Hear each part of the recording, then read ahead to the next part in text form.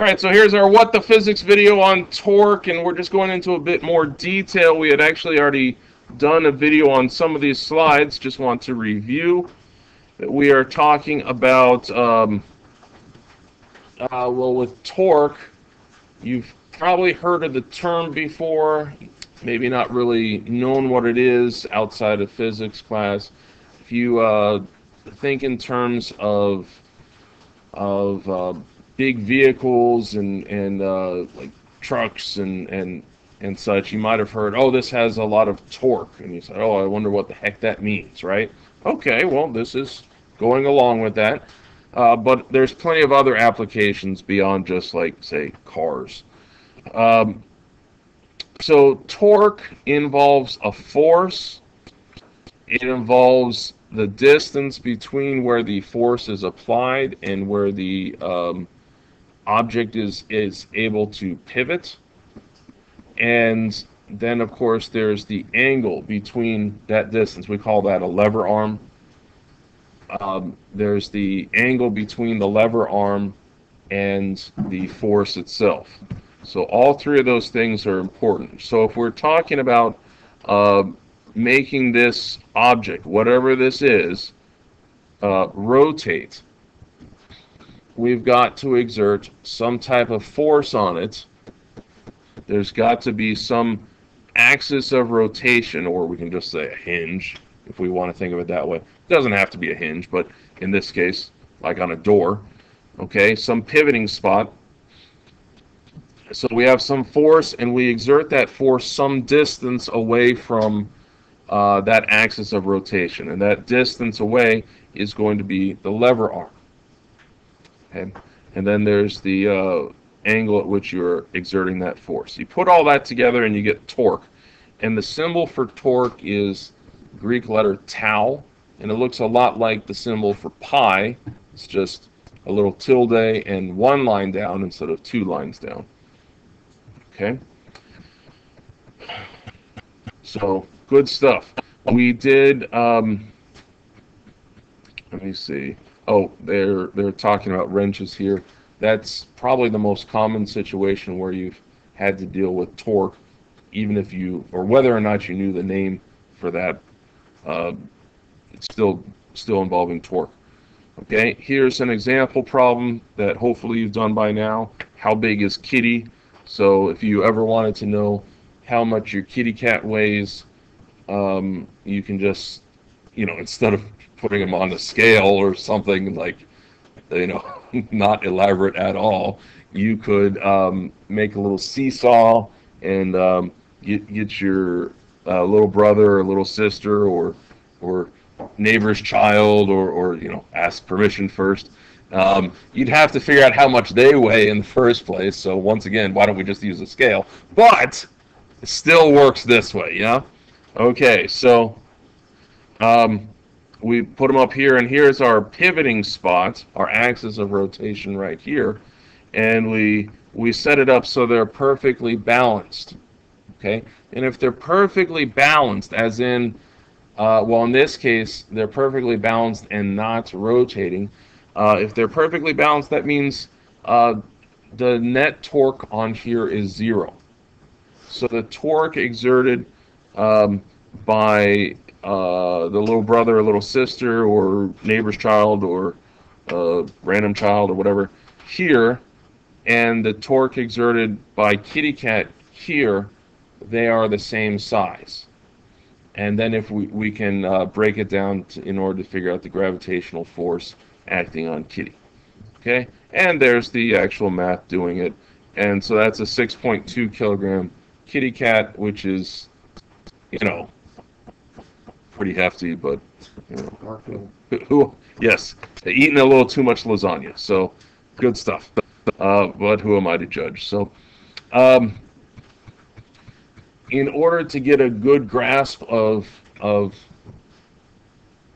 torque and rotation, we need to reference, at least for a little bit, and we'll do a little more detail later on, the center of mass concept. The center of mass, can anyone tell me about that? Sir. The center of mass is kind of like it's not the actual center of the object, but it's wherever the mass kind of is at balance. And in order for an object to be in a certain position, stay upright, the center of mass has to be right over the point that's resting on. Okay, in order for the object to stay balanced on there, you gotta make sure the center of mass is supported somehow. Sure. Okay. So let's say, and of course, folks, the three people watching this at home can't see this, but I'm taking a pencil and I'm putting it on my hand, and the pencil is just sitting there. You say, okay, cool. The net force on the pencil is 0 because it's not doing anything, right? It's not falling downwards. It's not moving upwards. Lovely. Okay? And I pick it up, and I can balance the pencil now on my finger. Maybe. It does work. There it is. Okay? So I can balance the pencil on my finger, and I can say, oh, well, that's where the center of mass is.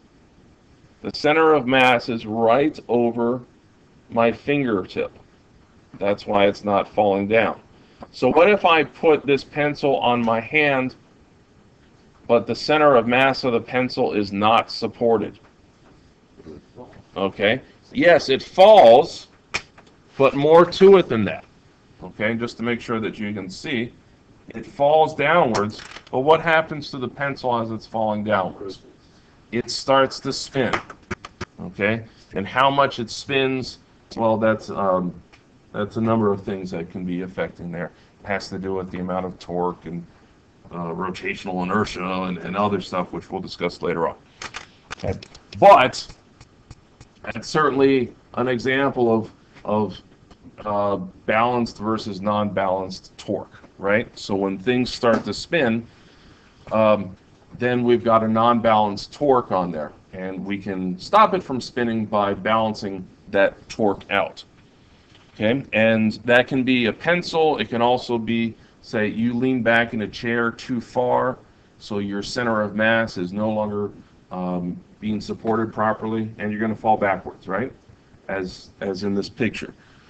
What can you do in that case? Well, if you have a force upward here, say on the back of the person's head or the shoulders or something, that would end up supporting around the center of mass. Or you can have a force going down on their toesies there, and that would actually help too. Okay? So with torque, we'll have to talk about the direction as well as the amount of force. Okay? So let's talk about this. Here's our new topic, or our new material, I guess. So let's blow that up.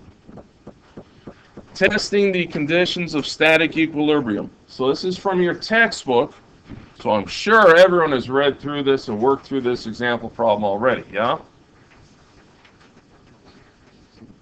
Right. Okay, so... oh, this must be the one I didn't do fair. Oh, sure, okay. Place the ends of a standard meter stick on two scales as shown. The scales each read 0.5 newtons. They each read 0.5 newtons, and there's two scales. That means it's a total weight of 1 newton, right? So easy enough. So I can do the math from there, figure out what the mass is. It's going to be about 0.1 kilogram. Okay, 9.8, is the acceleration due to gravity. So it's close enough to 0.1 kilograms. Okay. Then what happens when we put a 5 kilogram brick on top of it? Well, the scales will suddenly have a larger value, right? Because the total downward force is going to be larger. Makes sense that the total upward force has to be larger as well. But let's be specific. There are two scales. Are they going to read the same value? That depends on where you put the brick. Specifically, it says, predict what each scale will read if you place the 5 kilogram brick 40 centimeters to the right of the left scale. So here is our left scale down here. So 40 centimeters to the right. So knowing that this is in fact a meter stick means I'm going to have the brick right around here. So it's not quite in the center, So hopefully you're realizing that the scales are not going to say the same thing. So you say, cool, I can do this. I got my physics on. What am I going to do now? Your first thought might be, well, I can imagine what some people's first thoughts are. Maybe your second thought might be, go ahead and use Newton's laws, right? F equals ma. Yes? Sounds good. What's the acceleration of the object? Is it accelerating? No. No. Okay. So the net force on here is going to be 0. Cool. So I'd be able to figure out what all the individual forces are, the total force downwards at least, and that's going to equal the total force upwards, right? So what's the total force downwards going to be?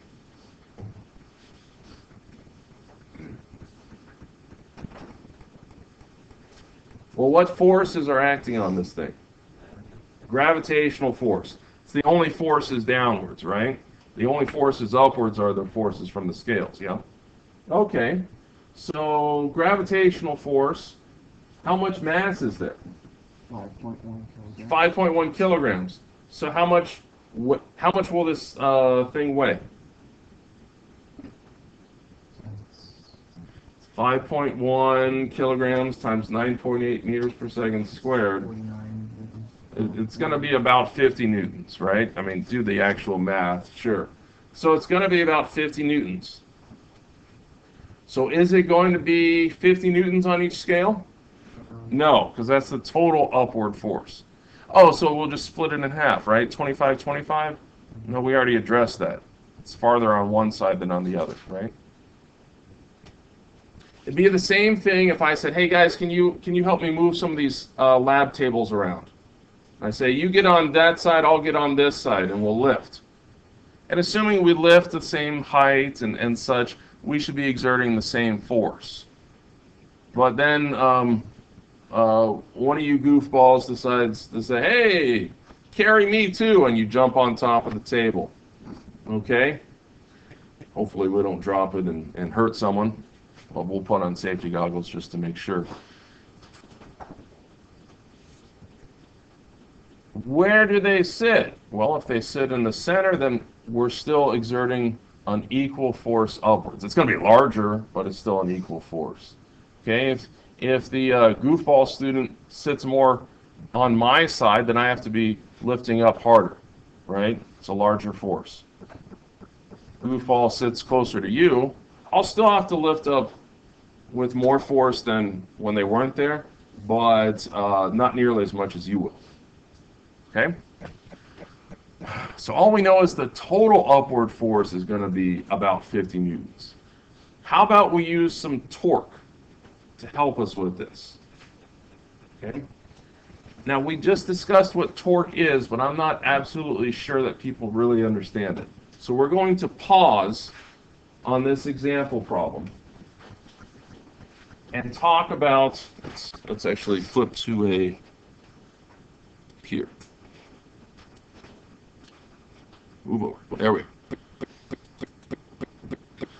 Talk about a couple of different scenarios. So I'm going to need some volunteers, and remember, please, no names. And I'm going to need, once again, we'll do the physically strongest and physically weakest people in the classroom. Okay? So don't be volunteering each other. You're like, oh, that one over there is the weakest. And you make them cry and stuff like that. That hurts. So please just, self-volunteer. I need the physically strongest person and the physically weakest person in the class. Okay. And don't feel that I'm insulting you, sir. Which one? Strongest. Okay. That's fine. Physically strongest person, and now I need a physically weak person. Okay. Come on up. No names. Okay. He's the football player. Well, Okay. You got it. All right. So what you're going to do, and go ahead and stretch first. All right. Yes. All right. So you're going to be Wow, you're really going. You're going to be holding some books, okay? And I'll get some books and then I'll draw this on the screen so that the three folks at home can have some concept of what's going on. All right, so in case you guys aren't familiar with these are your textbooks. Okay, it's like, oh, I think I've seen them before. That's under my bed somewhere, right? Okay. Yeah, paperweight, that's one. Yeah, it helps me keep my desk, even and stuff. All right, so what you're going to do is you're going to have a competition. See who can hold up the books the longest. Sound good?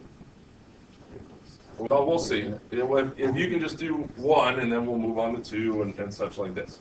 Okay? So here we go. And here you go.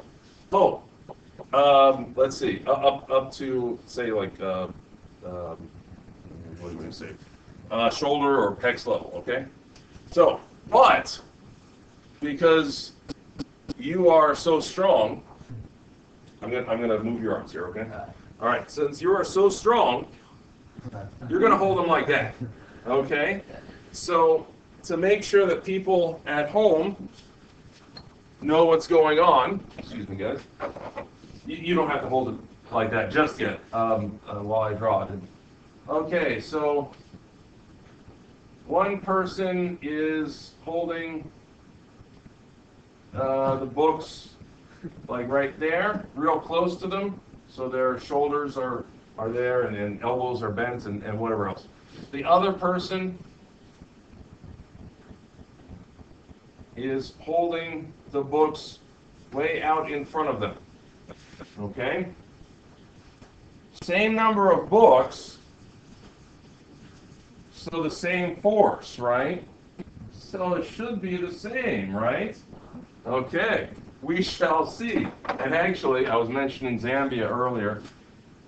This is an activity that one of the teachers and I in Zambia developed together, so that's kind of cool. All right, so ready? Strong person and weak person, go ahead. We're doing okay, right? Okay. All right. No speaking. I guess they're just focused too much on lifting. Okay. Are we ready for another one? Okay. All right. Whoa. Weak in the knees there, huh? Okay. All right. We doing okay? All right. We got more books. I mean, no. Okay. Should probably figure out how much these weigh first. Mr. Oh, well. Do you still have your bowling ball? No. Okay. 3 books there. 3 books. Oh, you got to keep your arms straight, then. Okay, there we are. No. Lift. Okay. We good? 4 books. No. Okay. What's wrong, strong man? Are we? Here, I don't want you to hurt yourself. Okay. Do you need a rest? Okay. You've got stretch. Jesus, it's heavy for me right now.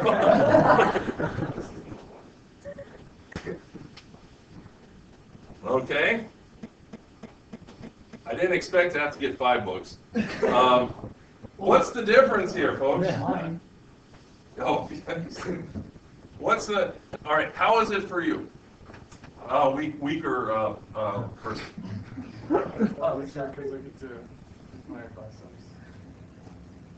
It's easier because you get to use your biceps. Okay. Sure. Okay. And strong person, how's it doing for you? It's a little hard because the more force on the outside. Okay, so let's talk about the force, because the total downward, and let's go ahead and how you put these down. Okay, the total downward force is the same as the total upward force, right?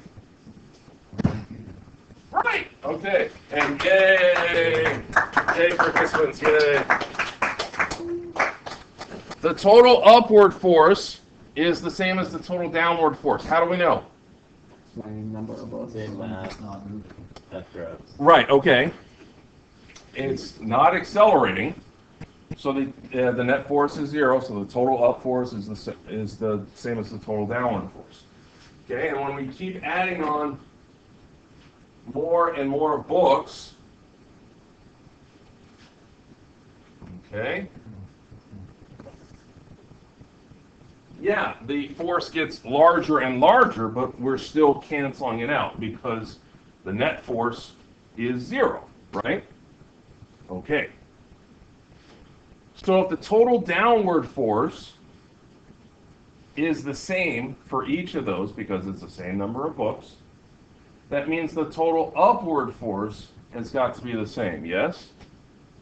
Okay, sure. But is the total torque the same for each of them? No, and that's what I'm trying to get you to see here. I mean, the total torque, the whole torque for each one is going to be 0. So yes, those are the same. But I'm saying the individual torque, the torque exerted by a strong person with the arms out versus weak person with the arms close by, those torques are going to be different from each other. Why is that? Well, why is that? Actually, I'll ask you. Further away. Okay, further away. Well, from the point of rotation. So the axis of rotation is going to be the. We'll just assume that we're stiff armed. So the axis of rotation is the shoulders, right? Okay. Okay. And where is this now? You guys mentioned something. I get to use my biceps. I get to use these muscles and those muscles and such. Okay? We're not going to go much into anatomy and how our muscles work and such. But the distance that your muscles are able to exert a force over, the radial distance for your arms or for your arms muscles, it's actually very, very small. So the force that they exert has got to be huge because their radial distance is so small. Okay? So then we've got the whole additional issue of strong person's arms are extended, so that makes for a really big torque there, right? Okay, so that means strong person's muscles have to work even harder. Okay, so good, fun stuff. Let's do another activity. Anyone ever played Red Rover? Or I guess it's just called Red Rover. Okay, who has? Raise up your hand. Okay. Can you tell us about it, please? One team makes a link of people, either like holding hands or linking arms or whatever, and the other person or the other team sends a person to try and break through the lines. Okay. So you need a team of people, right? And they're gripping arms, and someone tries to break through there, right? And if they break through, then they go back to the other side and maybe get to claim someone or whatever. Depends on whatever rules you grew up with, Centerville rules, street rules, whatever. Okay. Yeah. Compton rules. Okay. Compton. Anyhow, but the point is, this is a team activity, right? Okay, you're only as strong as your weakest link, blah blah blah. Sure. Okay. Anyone ever try to play it just like one-on-one? How would you play it Well, it's not wrestling. It's called No. Let's try that, and we're not actually going to run across and slam into each other. But I do need a volunteer to be, quote, the other side, and I'm going to see if I can get past you, okay? And not just by walking around. Okay, thank you very much, sir. Okay. So our volunteer for our Red Rover game, so we'll use red for Red Rover, is going to have arms out like this, okay? And I'm going to try to push past, okay? You said, fair, just walk around. I know. But, okay, so I'm going to try to push past. So have your, I'm just going to push on your right arm though, so you can put your left arm down. Okay, so if I push, how do you recommend I do this? Yes, sir. Right by the hand. Right by the hand. Why? Because it's furthest away from the axis of rotation. Okay, so where is the axis of rotation here going to be? Shoulder. His shoulder. Okay, so on our stick figure person, the axis of rotation is right there. Yes? Okay? And so I personally can only exert so much force, right? I'm only so strong or whatever. So I can exert the force like right here, there, okay? So put up your arm again, and I'm going to be pressing relatively close to his shoulder, okay? So push, push, push, and it's not moving very far back, right? It's moving a little bit, but not that much, okay? Now I'm going to push a little bit past the elbow, on the far side of the elbow, okay? Push, it's a little bit easier to do, okay? Now I'm going to push with one finger and be able to go right past, okay? Now I'm going to get as far from the axis of rotation as possible, okay? So make your hand flat, please. Okay, I just take one finger and I push right past. Okay? So Red Rover, send physics on over. Oh. Oh, And- God. Yes. Okay, so thank you very much, volunteer. If we are, this is the same basic idea here as with the book toters. If I push here, and I'm going to be pushing into the page here. If I push here, I don't need much force at all, and I can easily make the object rotate, the volunteer's arm. But I can easily, let's make that object rotate. Yes? So hopefully we're starting to get a better understanding of this.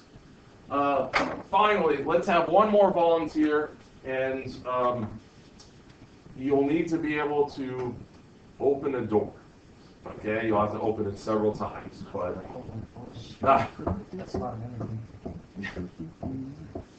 was the door ADA compliant? Oh, maybe not. Okay. Come on, I just need a volunteer, please.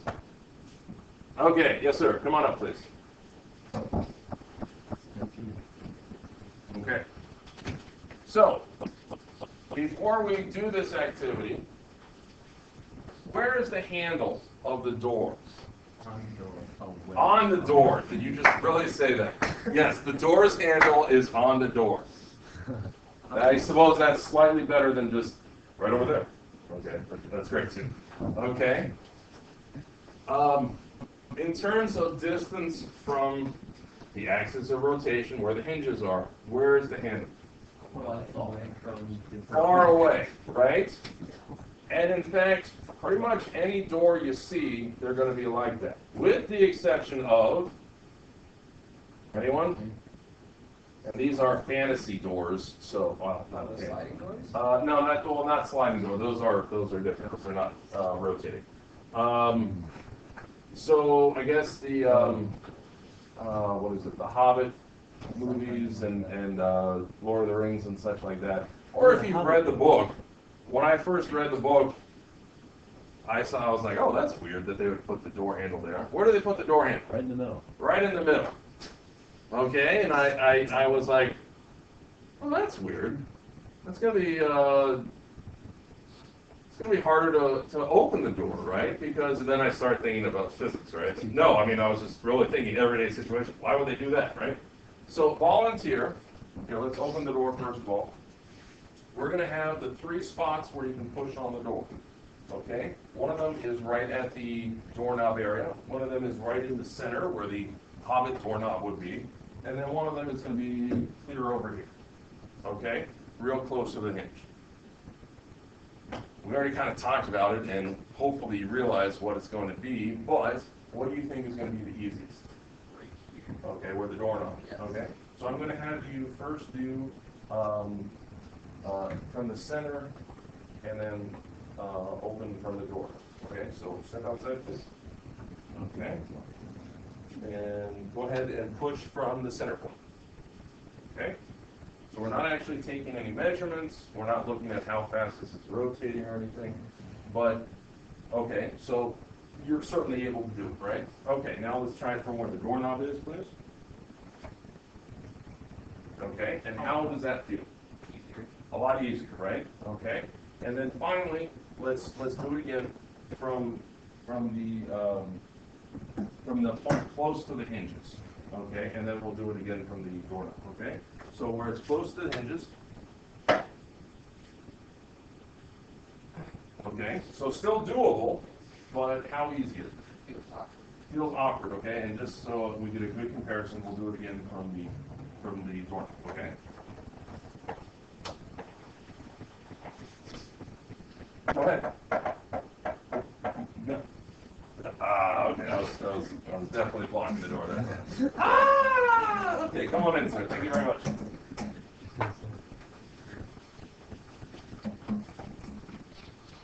Okay, so when we're trying to get the door open, and here's the doorknob, if we are, and here's like where the hinges are, or resistors, depending on what my drawing is for, right? No, okay. No, too soon. Too soon. Yeah, too soon. Okay. I would definitely find it easier to push right here, and by easier, I would need less force to open the door if I'm pushing from there, as compared to, say, right here or right here. Okay? Why is that? Because of the torque. Right. Specifically? Distance from the point of rotation is much farther. Okay. Okay. Good. Let's see. What was the movie? Jurassic Park. Who's seen that movie? Never heard. Okay. Sorry. I'm gonna say there's. It's a fun movie. It was certainly pretty exciting when it came out over 20 years ago. I remember seeing it in the movie theaters then and such. It was really cool. I never really thought about breaking it down and saying about all the physics problems in there. But there are some. Physics problems in that Yeah, movie. well, I mean, okay, beyond the fact that they're dinosaurs, right? Yeah, it was not Okay. fire. It's kind of like, when, watching a kid's show, like, watching Dora, I'll accept the fact that a monkey is able to talk. Fine, that's the premise of the show, sure. But then when, beyond the premise of the show, they just start breaking laws of physics. I'm like, oh, come on, it doesn't even work. Beyond the whole monkey talking. You're corrupting the minds of young children. And yeah, okay, and so Jurassic Park. I will accept the basic premise of somehow they got dinosaurs to come alive and such. But then they start doing the thing, near the end when the raptors are trying to get in the door and they've got problem-solving intelligence and you see the doorknob start to turn and you're like, oh man, they're going down. Okay. And so I don't remember any of the names, but like the main lady in there, she's blocking the door. She's doing her best to block the door. But you probably don't even remember where she was sitting while she's trying to block the door from these velociraptors coming in. Okay? She was sitting right here at the hinge area. Oh my. Okay? She's like, oh, I'm doing my best to hold him out. I'm like, you should have taken physics. And then you would have moved over away from the hinge. Because the raptors are pushing from the other side right here. They hardly have to exert any force. She's got to exert an enormous amount of force to stop them from coming in, right? Okay, even I'll admit that. Yeah, that was pretty bad. So, anyhow, so fun stuff. All right, now that we've got some basic concepts for torque, some good things that we can refer back on, let's move on with this example problem. So we already talked about using Newton's second law. We said the total force this way will equal the total force that way. So all we know is the scales will add up to be approximately 50 newtons. But we got to figure out what the individual force is going to be too. Okay? So now we're going to use the concept of torque. Just like before, when we had the two people holding up the books, the net torque is 0 because it's not spinning.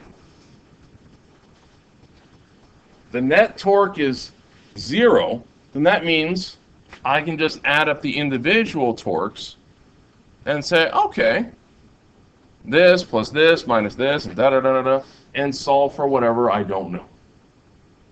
So let's do that together.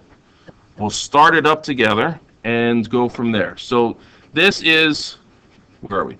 This is an image from your textbook. They recommended setting it up like this. You don't have to. Okay, so we'll redraw this on my page here.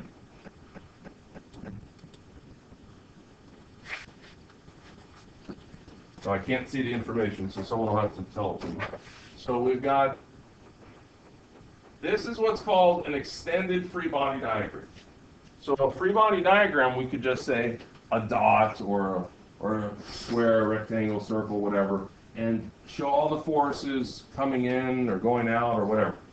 This is an extended free body diagram. So not only are we talking about all the forces, but generally where they are in relation to the axis of rotation and each other. So we're still just focusing on the stick, the ruler itself. But what forces are acting on it? Well, there's this upward force right here, force of the scale on the left, and then there's this force right here, force from the scale on the right. So there's the left scale and the right scale. What other forces are acting on it?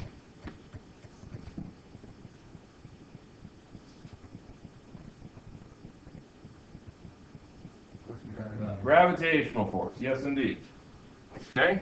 So, what specifically, I don't mean numerically, but there's two. Or you could argue there's at least one. It depends on how you want to do the other one. Yes, sir. One on the plank or whatever, and one on the brick. Okay, right. So we're talking about the center of mass right here.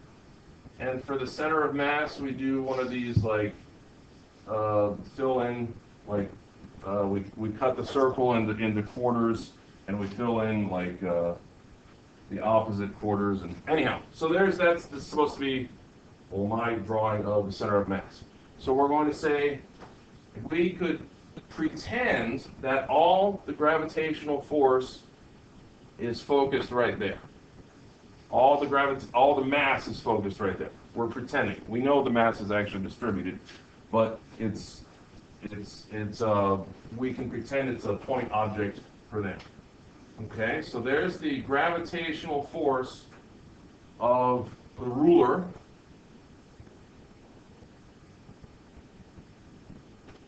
Okay, and then what other force was there? You can call it gravitational force, your book calls it a normal force, whatever. Of what? The brick, okay? Right about there, okay? And realistically, I drew these non-proportionally, I guess. Because the brick was a lot more massive than the ruler, but okay. Force of the brick. Okay? Not only do I have to draw those out, but I have to draw their distances, their radial arms. But I've got to reference them from somewhere. Because it doesn't do me any good to just say, oh, this distance is this, that distance is here. I've got to have them all referenced from one point. I can choose whatever point I would like as the axis of rotation. Because is it actually rotating? No. So I could choose where this force is. I could choose where this force is, or where this force is, or where this force is. I could choose out here if I wanted to. I wouldn't, but technically I could. So where do you want to choose? Well, you usually would want to choose the axis of rotation, assuming it's not already rotating. You usually want to choose the spot where there already is a force. Okay, so your textbook suggests right here.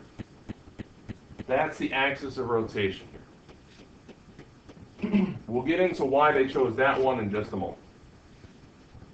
But let's go ahead and list out the distances here. Okay, well, this right here is going to be 0 meters, right?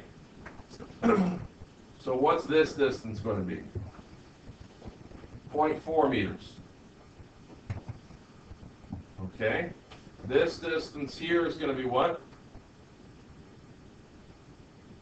From the left end to the middle, 0.5. 0.5. 0.5, right?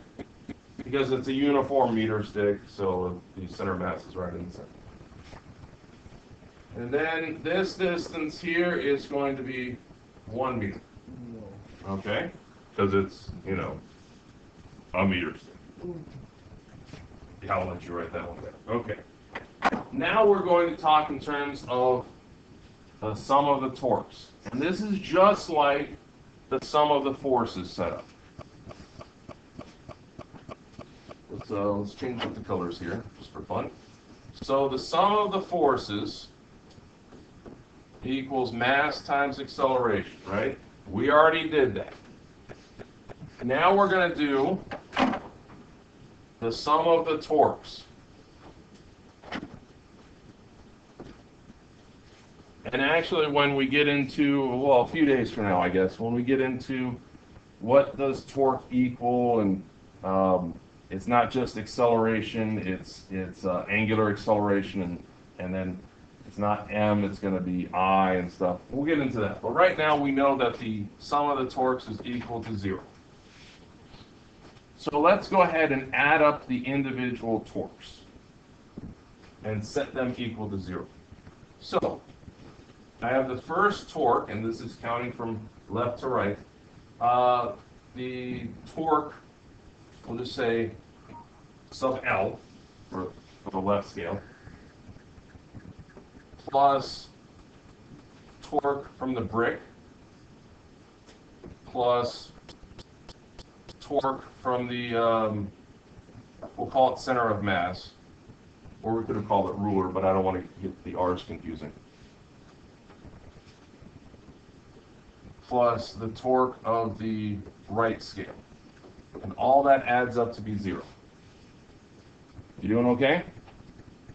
All right. What is the equation for torque again? The equation that we just went over a few minutes ago. Okay. So torque equals R cross F. Now, when I say R cross F, you say, why did you say cross? It's a math, physics-y thing. You don't have to worry about that right now.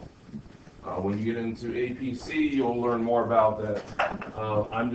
We can rewrite it as R times F times sine of the angle. You can say phi or theta or whatever. Okay? Let's take care of those angles right now. Which way are all the forces going? Up and down.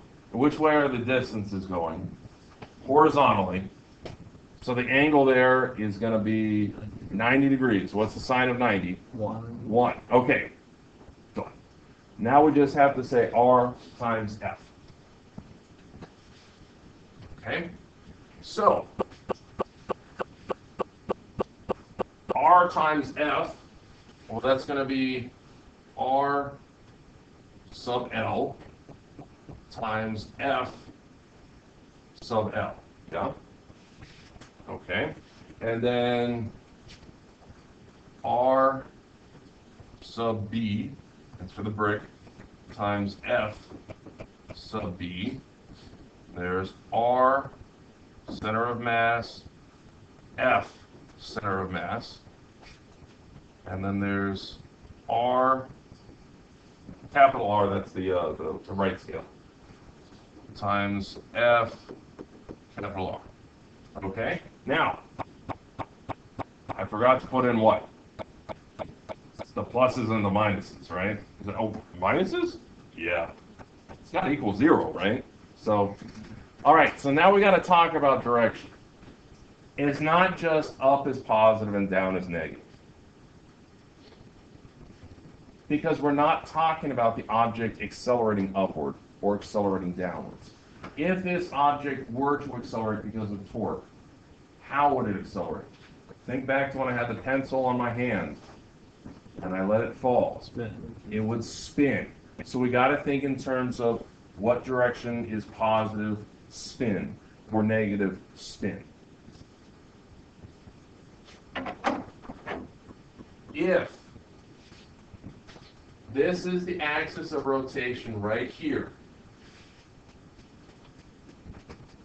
well, shoot, I don't even need to worry about this guy's sign, because what happens? The radius is 0, so that just goes away. Okay?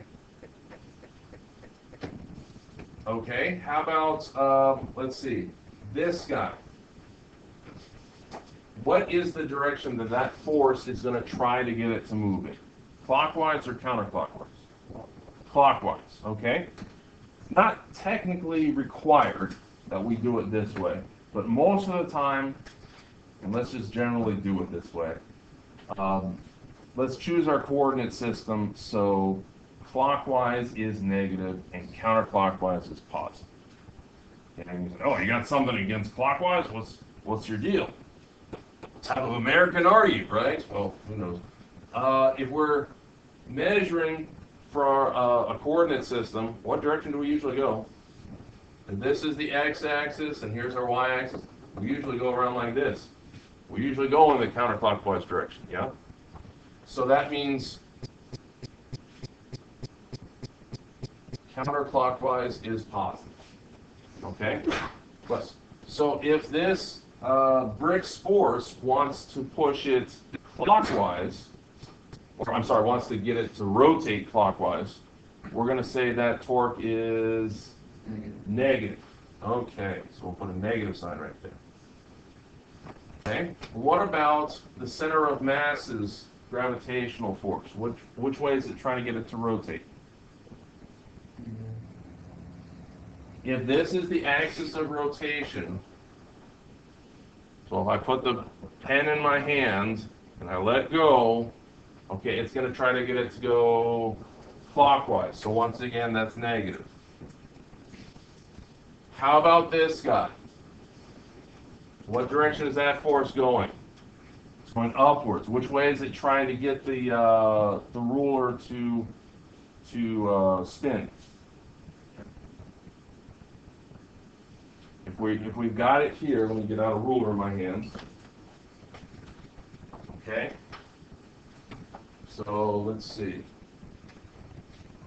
Here, I'll set it up so my left hand is the pivot point, and the right hand is doing what to the ruler? It's pushing it upwards. So the right hand is trying to get it to go counterclockwise. So that's going to be positive according to our coordinate system. Now, when I said you don't technically need to do it this way, it's like you don't technically need to make up as positive and down as negative. As long as you're consistent. Look, these are just going to be, if we had it the other direction, okay, no big deal. As long as we're consistent, yeah? All right, now let's actually finish this up, though. What was it we're trying to solve for again? The readings on the scale. Well, I can't really work with the left scale because I've zeroed that out, right? Or I've zeroed the torque out. Seems to be I want to just solve for the force on the right scale, yes? So let's go ahead and rearrange my equation. R a big R times F, big R, let's extend this a bit. Okay, and bring those negatives to the other side, which will actually make them positive, so that's handy. R, B, F, D, plus R, center of mass, times F, center of mass, right? I brought it to the other side, and then I swapped the sides. Is that okay? We're doing okay here? Okay, and then solve for the force. Divide through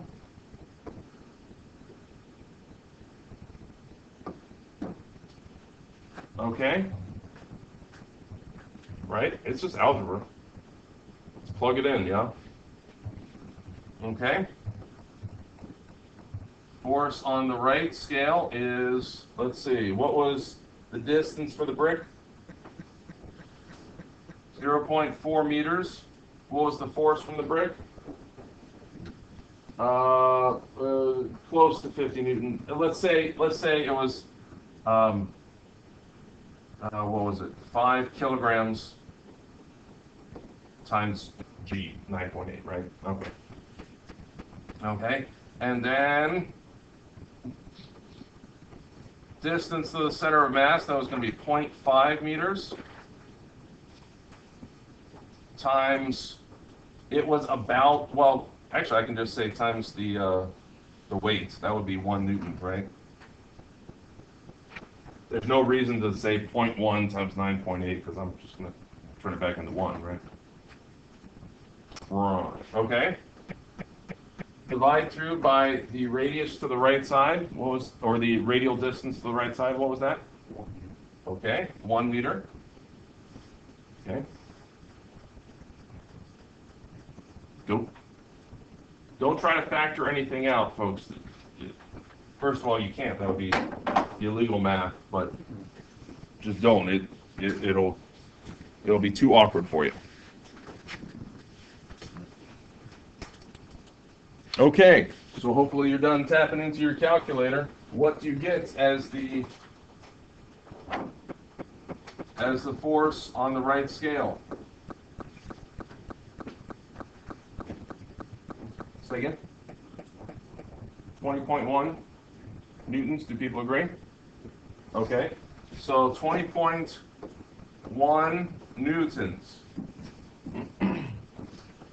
Does that seem reasonable?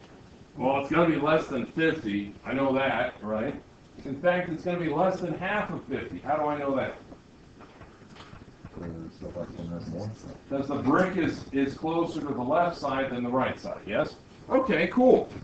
Oh, shoot, that's only the right scale. I got to figure out oh, man, do I have to do this all over again? No. I could, if I chose to. I could redraw this and say this is now my axis of rotation. Thus, my torque for this force is 0. And it would be, that force is, let's see, F sub L, and what was it? This would be force of the brick, and then this would be the force center of the mass, right? Okay, and if we still once again use our standard convention of counterclockwise is positive, what would that end up doing? That would make these guys, these torques being positive, and that would make this torque as being negative, right? That's okay, it's no big deal. It's just depending on where we choose the axis of rotation and what direction we say is positive. Anyhow, we don't need to do that because we've got another equation. We had 2 unknowns, we needed 2 equations. What's my other equation that I can use?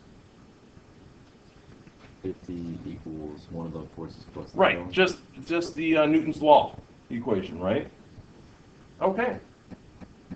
So 50 minus 20.1, that's going to be, just shy of 30, right? That's assuming it's actually 50. Yeah. That was just a round number. Okay, so about 30 newtons. You can actually do the math yourself, but ta-da. See? Make sense on how we did that? So we use Newton's laws, we use, or specifically Newton's second law, F equals ma, and then we use torque. Basically the same way, right? Sum of the forces and sum of the torques. We just got to figure out where our axis of rotation is going to be, what our forces and distances are relative to that spot. This was relatively easy because they were all perpendicular. They don't technically have to be. In that case, all right, you just keep track of the angle and do sine of that angle and go from there. Okay. There's a ladder problem in the textbook that makes it a little more challenging. Okay, you should at least try that one out. But this is good stuff. Questions on torque? At least an equilibrium or a non-spinning torque. How about that? Good.